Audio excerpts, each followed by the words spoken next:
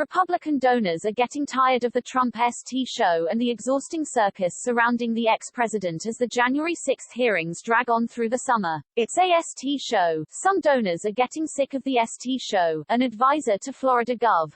Ron DeSantis told Politico for a story out Sunday about Trump fatigue. It's DeSantis, who is starting to outpoll former President Donald Trump in surveys of GOP voters looking ahead to 2024, who stands to benefit most from the January 6 hearings dragging Trump down politically, legally or financially. I think the January 6 hearings are a continuation of the exhausting circus that surrounds Trump, the DeSantis advisor continued.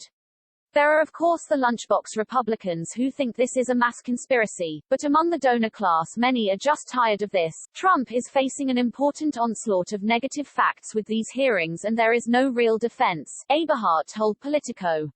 He has no friendly members on the committee and there aren't facts to put in front of the public to make any of this sound less bad.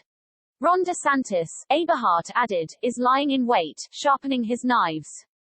The Florida governor, according to a consultant in his orbit, thinks that the January 6 hearings could impact Trump legally, believing the Democrat-led House committee is laying the groundwork for the Department of Justice to indict the former commander-in-chief. That's where his head is at, the consultant told Politico. He thinks the goal here is to get Main Justice to go after Trump. That's what Ron thinks this is all about. The consultant also pushed that DeSantis is more focused on his 2022 re-election bid to the Florida governor's mansion than looking ahead to 2024. Most sources believed that Trump wouldn't lose his base from whatever the hearings uncovered.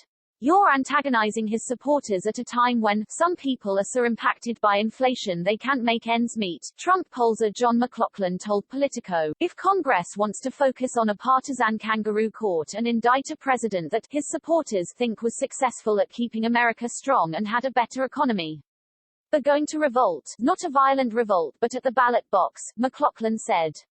Former Trump advisor Brian Lanza told Politico he believed that the country's economic woes made the hearings less impactful. I learned my political tropes from James Carville, and he told me, it's the economy stupid. It's hard for me to go back on that and think that the only reason Trump is doing so well is Biden is doing so poorly on the management of the economy, Lanza said. Nobody's paying attention, he added of the hearings. The hearing may matter until you get gas. Then you get gas, and you're like what the FK is going on.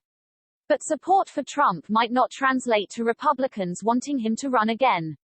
Sarah Longwell, a moderate Republican who's anti-Trump who conducts focus groups with voters, told Politico Shush's seen a shift since the January 6 hearings started, with no participants in her last two focus groups saying they wanted to see Trump atop the 2024 ticket.